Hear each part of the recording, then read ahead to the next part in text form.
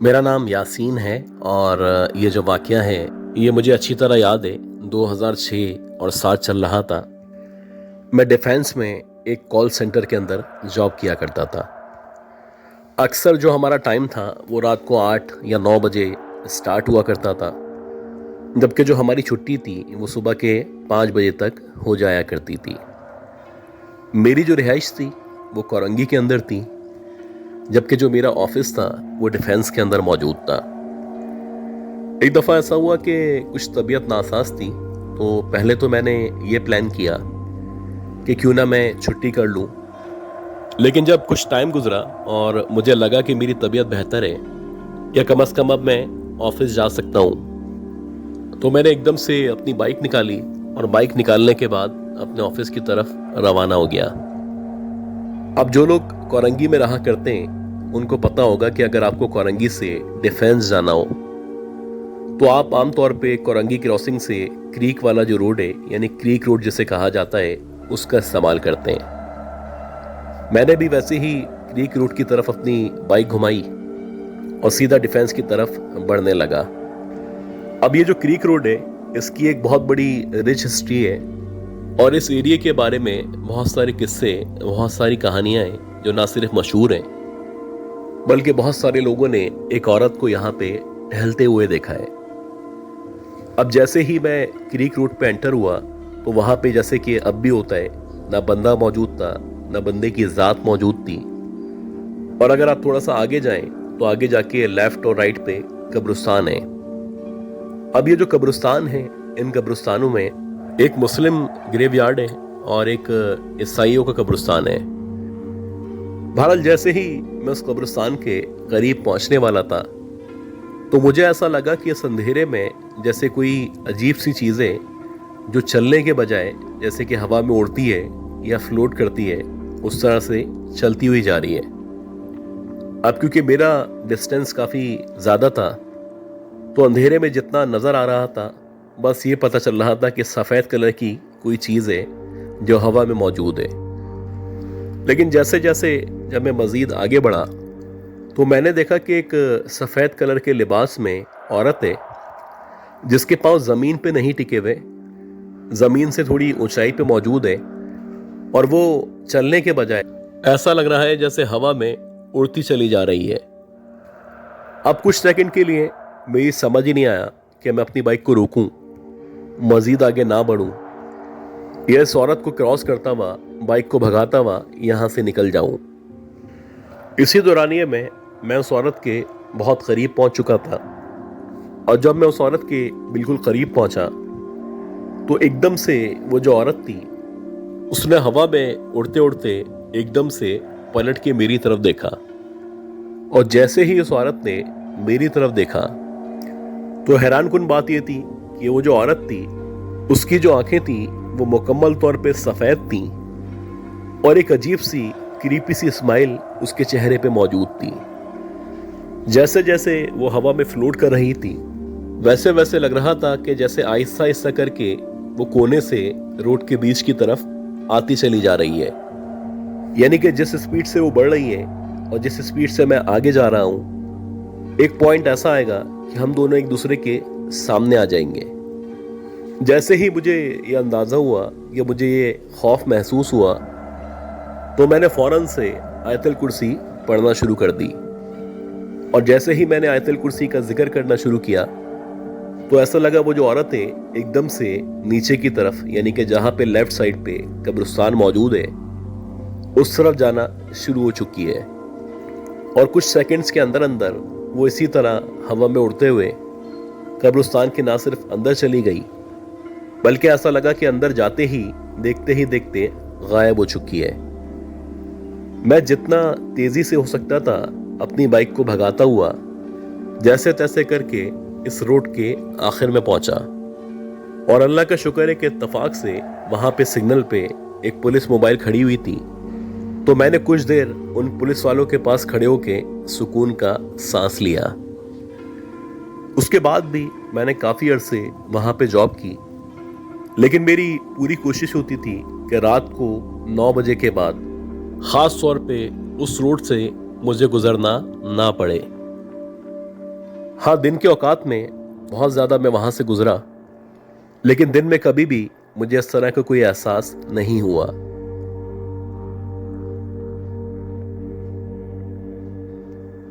ये 1992-93 का वाकया है। हम लोग इंटीरियर सिंध के एक छोटे से गांव में रहा करते थे। ये जो गांव था, यहाँ की जो आबादी थी वो ना होने के बराबर थी, जबकि गांव के आगे पीछे या उसके करीबो जवार का जो भी एरिया था वहाँ पे बहुत ज़्यादा खेत मौजूद थे। हमारे बाद जो गांव आया करता था, उस गांव में और हमारे गांव में तकरीबन 15 से 20 किलोमीटर का फासला मौजूद था। लेकिन अच्छी बात ये थी कि अगर उस गांव में कोई मेला लगता, कोई फंक्शन होता, कोई उर्स होता, ख़ास तौर पे अगर कोई कव्वाली का प्रोग्राम होता, तो हमारे गांव वाले ना सिर्फ वहाँ पे जाया करते थे, बल्कि इसी तरह अगर हमारे गांव में कोई मिलाद होता, कोई उर्स होता, कोई कव्वाली होती, तो वहाँ के लोग भी यहाँ पे आया करते थे। बहुत सादा दौर था, इतनी ज़्यादा ना ट्रांसपोर्टेशन थी, ना इतनी ज़्यादा लाइट्स अवेलेबल थी, लोगों के पास ना इंटरनेट था, ना मोबाइल थे, ना टीवी वगैरह मौजूद थे। हाँ, टीवी का कह सकते हैं कि इक्का दुक्का घरों में टीवी मौजूद थे, और अक्सर बहुत सारे लोग यानी गांव के जितने भी बच्चे थे वो सारे उस घर में जमा हो जाते जहां पे टीवी मौजूद हुआ करता। खैर, किस्सा मुख्तसर, इसी तरह एक रात थी और इत्तफाक से जो हमारे बराबर वाला गांव था, जो कि 15 से 20 किलोमीटर के फासले पे था, वहां पे एक उर्स की तकरीब चल रही थी। अब मैं, मेरे दो दोस्त वहां पे गए हुए थे और हमारा इरादा यही था कि पूरी रात वहीं पे रुकेंगे। लेकिन इत्तफाक से जो मेरा दोस्त था उसकी एकदम से तबीयत ख़राब हो गई। उसको बहुत ज़्यादा भारी भारी महसूस हो रहा था और उसको ऐसा लग रहा था जैसे उसके सर में बहुत ज़्यादा दर्द हो रहा है। खैर, पहले तो हमने कोशिश की कि उसको समझा सकें या उसको वहाँ पे रोक सकें, लेकिन जब वो घर जाने की इंसिस्ट करने लगा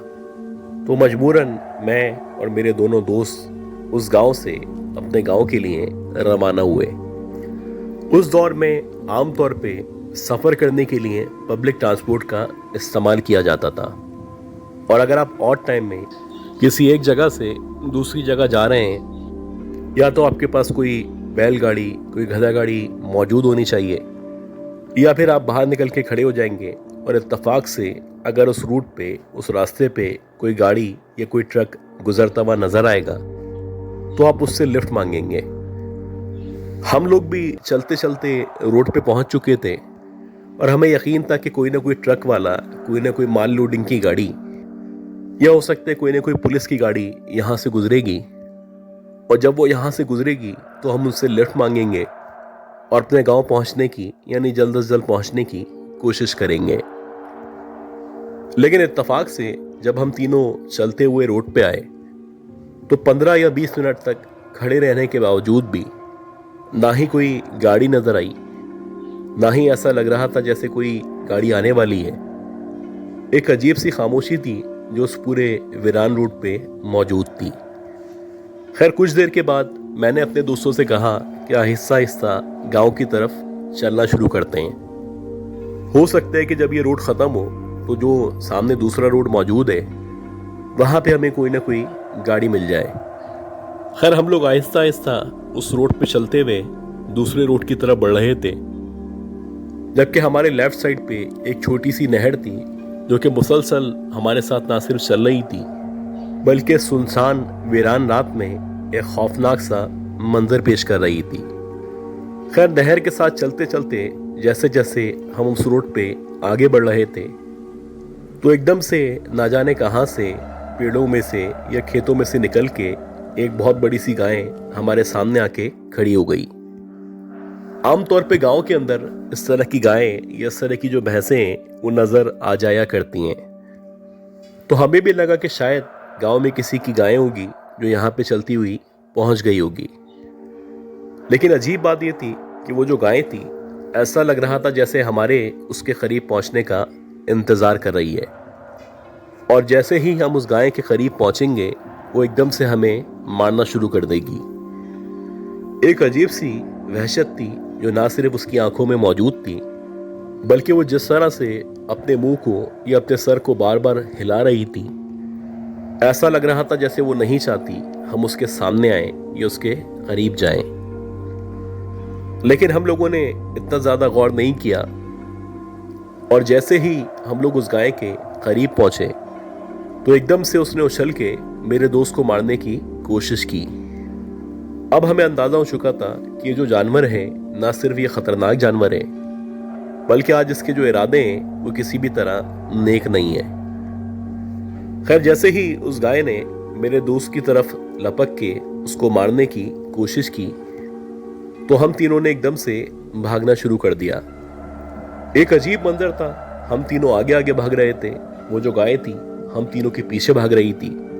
और हमें पता ही नहीं था कि हम किस तरह भाग रहे हैं। खैर, इसी तरह 4 या 5 मिनट तक हम तीनों भागते रहे, और बिला आखिर भागते भागते नहर के बिल्कुल बराबर में जहां पे एक पत्थर का टीला मौजूद था उसके करीब आ गए। अब जैसे ही हम उस पत्थर के या उस टीले के करीब आए और हमने पलट के देखा तो वहां पे कोई भी गाय मौजूद नहीं थी। देखते ही देखते ये जो गाय थी, अल्लाह जाने ये कहां गायब हो गई थी,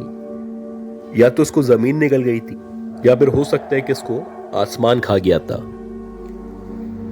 बहरहाल उस टीले के पास पहुंच के हम तीनों दोस्तों ने ना सिर्फ सुकून का सांस लिया, बल्कि हम लोग निस्बतन अपने आप को रिलैक्स महसूस कर रहे थे। इसी दौरानी में कि जब हमारी सांसें फूली हुई थी और हम उस टीले के बराबर में खड़े हुए सांसें ले रहे थे, एकदम से जब मेरी नजर उस टीले के बैक साइड पे यानी उसकी दूसरी तरफ पड़ी तो मैंने देखा कि एक औरत सब्ज कलर के लिबास में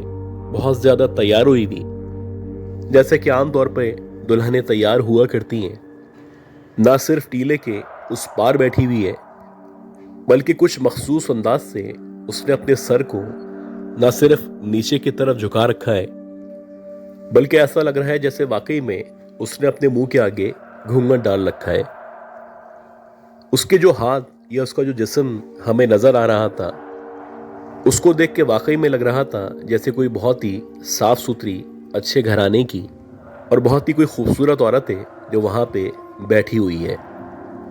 जबकि उसका जो चेहरा था वो अब तक हमें नजर नहीं आया था। खैर, जैसे ही मेरी नजर उस औरत पे पड़ी तो मैंने अपने दोस्तों को भी कहा कि देखो, ये लड़की इतनी रात में नहर के किनारे इस पत्थर के टीले के पास क्यों बैठी हुई है। मेरे देखने के बाद जो मेरे दोस्त थे उन्होंने भी उस औरत को देखा तो वो लोग भी बहुत ज्यादा हैरान थे और सोच रहे थे कि इतनी रात में इस जगह पे इतनी खूबसूरत लड़की का यहाँ पे बैठा होना, आखिर इसकी क्या वजह हो सकती है। कहीं ऐसा तो नहीं कि ये जो लड़की है ये किसी शादी वाले घर से या शादी की तकरीब से भाग के यहाँ पे आके बैठ चुकी है। लेकिन अगर ये भाग के आती तो यहाँ पे इस तरह घूंघट डाल के बैठना ये हमारी समझ से बाहर था। अभी जबकि हम उसके बारे में बातें कर ही रहे थे या उसको देखने की कोशिश कर रहे थे, किसी दौरानिए में वो जो औरत थी उसने एकदम से अपना जो चेहरा था उस चेहरे को अपने घूंघट से बाहर निकाला, और जैसे ही उसके चेहरे के आगे से उसका घूंघट हटा तो हमने देखा कि एक बहुत ही काली सी, बहुत ही अजीब सी शक्ल की वो मालिक है, और उसकी शक्ल को देख के ऐसा लग रहा है जैसे वो 80 या 85 साल की कोई बूढ़ी औरत है। जबकि चेहरे के अलावा उसका जितना भी जिस्म था, जो भी उसके हाथ थे, जो भी उसके पाँव थे, जो हमें नजर आ रहे थे, वो बाकायदा गोरे थे। इसी दौरानिए में कुछ अजीब से तरीके से उस औरत ने ना सिर्फ हमारी तरफ देखा, बल्कि बहुत ही क्रीपी स्माइल उसके चेहरे पे आने लगी, और जैसे ही वो हमें देख के अजीब तरीके से मुस्कुराने लगी तो मेरे दोस्त ने मुझे एकदम से कहा, यार यहाँ से चलो, यहाँ पे रुकना या इससे बात करना ठीक नहीं है। अब मुझे भी थोड़ा सा अंदाजा हो चुका था कि जो भी मखलूक है कम से कम इंसान नहीं है। इससे पहले कि हम वहां से हटते या वहां से भागते, देखते ही देखते उस औरत की जो आंखें थीं, ऐसा लगा जैसे उसकी आंखों से एकदम से आग निकलना शुरू हो चुकी है। कुछ अजीब सी लाल सी रोशनी थी जो ना सिर्फ उसकी आंखों से निकलना शुरू हुई थी, बल्कि ऐसा लग रहा था उसकी आंखों में खून उतर आया है। बहरहाल जैसे ही हमने उसकी इस खौफनाक शक्ल को, खास तौर पे उसकी आंखों को बदलते हुए देखा, तो हम तीनों दोस्तों ने न सिर्फ वहां से दौड़ लगा दी, बल्कि पूरे रास्ते जब तक कि हमें वहां पे कोई गाड़ी नजर नहीं आई,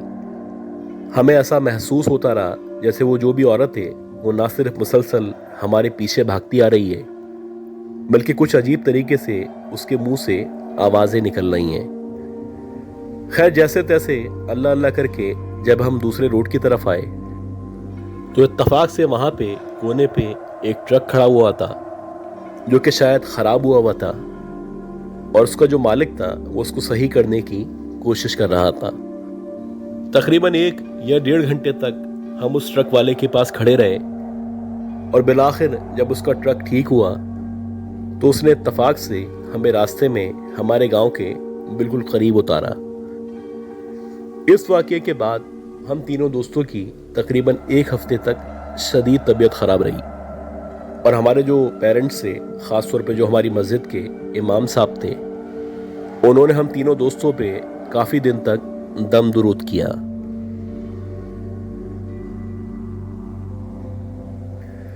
दो 2019 में जबकि कोरोना का नया नया स्टार्ट हुआ था, और आहिस्ता आहिस्ता करके ये जो कोरोना था न सिर्फ बढ़ता चला जा रहा था, बल्कि कुछ दिनों के अंदर ही ऐसा लगने लगा था जैसे कि जो पूरा का पूरा मुल्क है वो ना सिर्फ बंद होने वाला है, बल्कि इसके साथ साथ जो भी कारोबारी सरगर्मियां हैं वो भी ख़त्म होने वाली हैं। तो इसी दौरानिए में मुझे काम के सिलसिले में अपने एक दोस्त के पास, जो कि कोरंगी क्रॉसिंग के करीब रहा करते हैं, जाना पड़ा। अब मेरे जो दोस्त हैं, ये कोरंगी क्रॉसिंग के 1 किलोमीटर के अंदर अंदर इनकी रिहाइश मौजूद है, लेकिन अजीब बात यह है कि इनके घर के बिल्कुल सामने से न कोई गाड़ी मिलती है,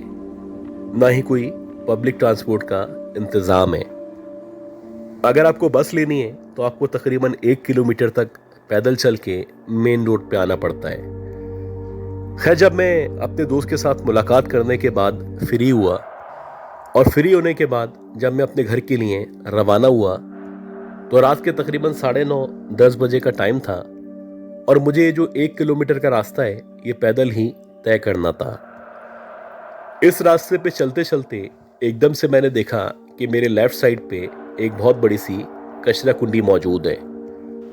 कचरा कुंडी कराची के अंदर मौजूद होना कोई मसले की बात नहीं थी, लेकिन बात वहां पे खराब हुई जब मैंने देखा कि उस कचरा कुंडी के ऊपर, यानी कि उस कचरे के ऊपर 3 या 4 साल की कोई छोटी सी बच्ची है जो मुसलसल खेल रही है। ये जो बच्ची थी ये बहुत ही गोरी चिट्टी बच्ची थी, और ऐसा लग ही नहीं रहा था कि जैसे वो इस इलाके में या इस एरिया में रहा करती होगी। इस बच्ची के अलावा उस पूरी कचरा कुंडी के पास ना कोई मौजूद था, और ना ही लग रहा था जैसे इसके वालिदैन इसके साथ आए होंगे। अब मैं बड़ा हैरान था, इतनी रात में इस बड़ी कचरा कुंडी के ऊपर ये बच्ची मौजूद है। अल्लाह ना करे कोई इसको अगवा कर ले या इसको उठा के अपने साथ ले जाए। खैर इसी दौरानिए में जब मैं उसके बारे में सोच रहा था और उसको देख रहा था, तो एकदम से वो जो बच्ची थी उसने मेरी तरफ चलना शुरू किया। मेरे और उसके दरमियान तकरीबन 15 या 20 फीट का फासला मौजूद था, लेकिन अजीब बात यह थी कि जैसे जैसे वो लड़की आगे बढ़ती चली जा रही थी, वैसे वैसे ना सिर्फ उसका कद बड़ा होता चला जा रहा था, बल्कि देखते ही देखते इन कुछ फीट के फासले में वो बाकायदा एक 35 या 40 साल की औरत के बराबर हो चुकी थी। ना सिर्फ उसका कद बढ़ चुका था, बल्कि अब ऐसा लग रहा था जैसे अधेड़ उम्र की कोई औरत है जो मेरे सामने खड़ी हुई है। ये जो कुछ हुआ था ये कुछ सेकंड के अंदर अंदर हुआ था, और ये जो कुछ हुआ था इस दौरानिए में मेरे जहन ने मुकम्मल तौर पे काम करना छोड़ दिया था। खैर जैसे ही मेरे दिमाग ने थोड़ा सा काम करना शुरू किया और मुझे अंदाजा हुआ कि मैंने क्या देखा है, तो एकदम से मैंने वहां से दौड़ना शुरू कर दिया। जैसे जैसे मैंने वहां से दौड़ना शुरू किया, वैसे वैसे ऐसा लग रहा था जैसे उस बच्ची ने, जो कि एक औरत में तब्दील हो चुकी थी, जोर जोर से हंसना शुरू कर दिया है। अल्लाह का शुक्र कि मैं थोड़ा दूर ही भागा था, तो इत्तेफाक से मेरे पीछे से एकदम से एक बाइक वाला गुजरा, और जैसे ही उस बाइक वाले को मैंने देखा तो मैंने उससे मदद की, अपील की। वो बेचारा मुझे भागते हुए देख के एकदम से रुक गया और उसने मुझे अपनी बाइक पे बिठा के उस बस स्टॉप तक छोड़ दिया। उस बाइक वाले का, बल्कि बाद में मेरे दोस्त का भी यही कहना था कि कोरंगी का ये जो इलाका है, ख़ास तौर पे ये जो कचरा कुंडी वाली पट्टी है, इस एरिया में आमतौर पे इस तरह के वाक़यात पेश आते रहते हैं।